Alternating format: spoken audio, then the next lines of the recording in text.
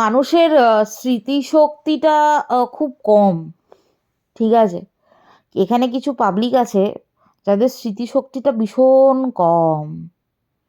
ঠিক আছে, আচ্ছা, এখানে যারা মোটামুটি আহ, অনামিকাস জার্নির কন্ট্রোভার্সির সাথে নিজেকে জড়িয়ে ফেলেছিল একটা সময়, তাদের কাছে আমার প্রশ্ন, কারোর কি জেড ক্রিয়েশন নামক একটা ফেক আইডির কথা মনে আছে? কারোর কি আছে? জেড ক্রিয়েশন নামক একটা ফেক আইডির কথা মনে আছে? কার কার আছে মনে? জেড ক্রিয়েশন নামক ফেক আইডিটা যেটা ছিল, আমি এখানে কিছু মানুষকে ট্যাগ করব, আপনাদের যদি মনে থাকে তাহলে প্লিজ বলবেন তো জেড ক্রিয়েশনটা কার আইডি ছিল, আর সেটা কেন খোলা হয়েছিল, আর সেখান থেকে কি গীতার ভাষা ঝাড়া হচ্ছিল।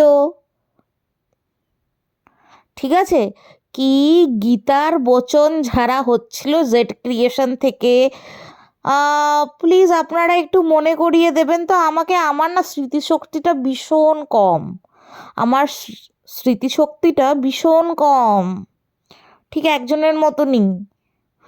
সে নাকি কোনো দিন গালি দেয় না, সে কোনো দিন গালি দেয় না, বাকি সবাই গালি দেয়।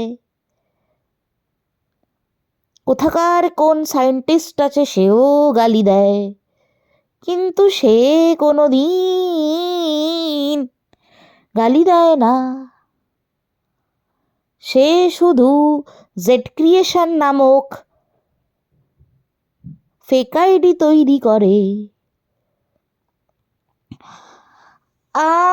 আরও আরেকটা কথা আমার বেশ একটু বলতে ইচ্ছে করলো, সেটা হচ্ছে 85টা ভিউ, একটা 10 থেকে 11 হাজার চ্যানেলের 85টা ভিউ। ভাই, এসব ক্রিয়েটারদের তো মরে যাওয়া উচিত। ও সো পোর ম্যান, ব্লাডি পোর।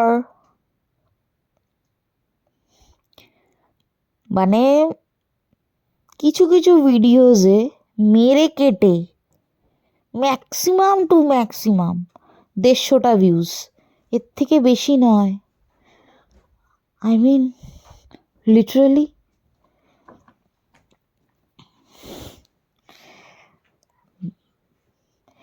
যাই হোক, আপনাদের কাছে একটা কোয়েশ্চেন রইল, জেড ক্রিয়েশনটা কার আইডি আর কেন খোলা হয়েছিল, সেটা যদি আপনারা একটু কমেন্ট বক্সে লেখেন তাহলে খুব সুখী হব, খুব সুখী হব।